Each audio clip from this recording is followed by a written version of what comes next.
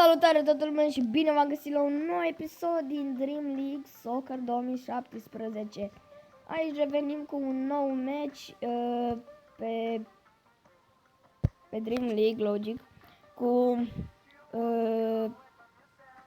Kitu Brazilia versus, adică noi suntem Johannesburg versus echipa Kilmarnock. Ciudat nume, dar nu contează. Pentru mine contează doar să câștig. Hai să-i dăm play match și să vedem ce reușim să facem. Și nu uitați, dacă vă place, nu uitați să lăsați un like, share să vadă și altcineva, subscribe dacă încă n-ai făcut-o. Știi tot ce trebuie să faci. Ok.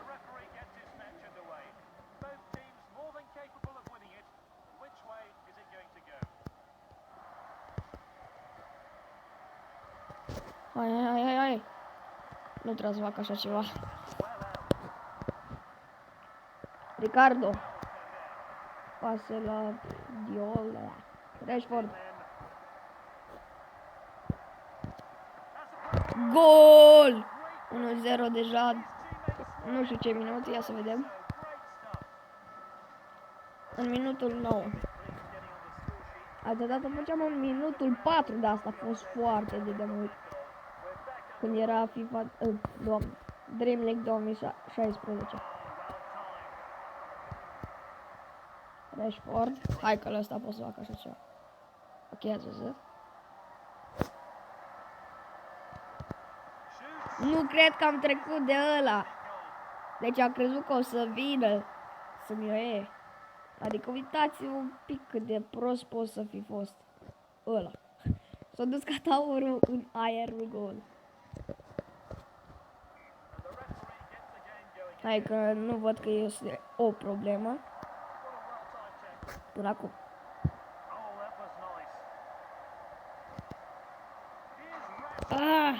Ar fi fost prea fain să dau un gol acolo. Trebuia să mă întorc, dar na. Am avut prea mult dezavantaj. Avantaj, doamne, nu dezavantaj. Yes. Nice. Hat-trick. Mă rog. Tot Rashford a dat 3 goluri deja. Este 3-0. Și nici prea repriză nu s-a terminat.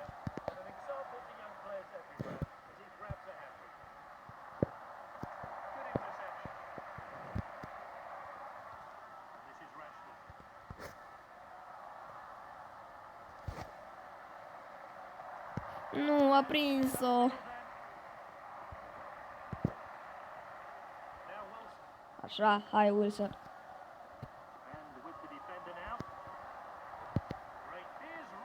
Nu cred!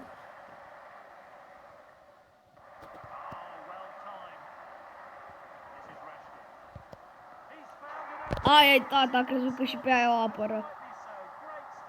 Băi, ești nebun la cap. Am crezut că și faza aia o apără. Mai 5 minute. Adică nu real, dar 5 minute.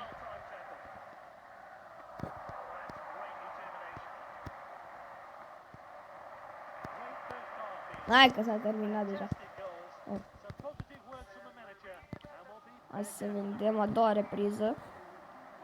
Mai dăm oare 4 goluri.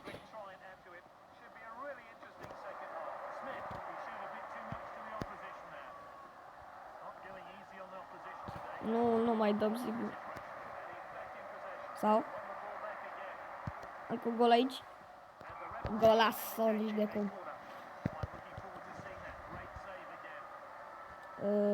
Hai centra să vedem ce merge. Nu, știam eu că o să meargă așa de prost. Prindeți bă mingea. Mă rog. Oricum ăsta nu scapă. Am zis. Wilson. Ce? What? Ai, tată. Ai, ai. Bă, este foarte tensionat când ajung departe și vreau să fac o schemă și nu iese.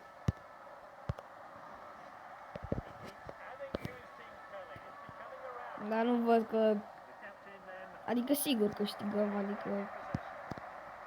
Nu văd că este nicio problemă. Offside! De mult l-am mai făcut.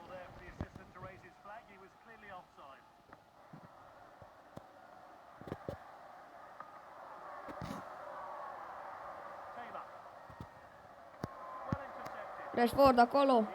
Du-te! Du-te și dă-i! Gol! Cât e asta? 6-0. Mai 2 goluri și ajung la 8-0. Dacă aș putea. Desigur.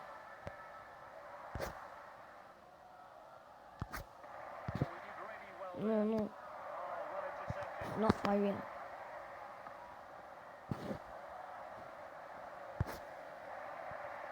Mamă, am făcut un dribbling acolo. Dar tot mi-a luat-o. Șut!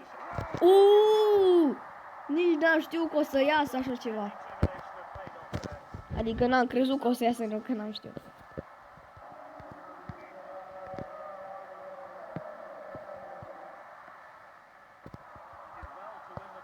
Hai da, nu mă dezamăgi. Sper că mă aud în regulă, adică nu chiar foarte tare, dar să se audă cât de cât, pentru că v-am mai auzit plângându-vă că nu mă auziți foarte bine. Ok, am câștigat și acest meci. Iohannis Feldu conduce. Ok. 7 goluri Rashford. Cred că foarte obosit pentru ziua de azi. Da, și dacă v-a plăcut, nu uitați să lăsați un like, share, subscribe, ca la început. Și ne vedem data viitoare. Eu vă salut!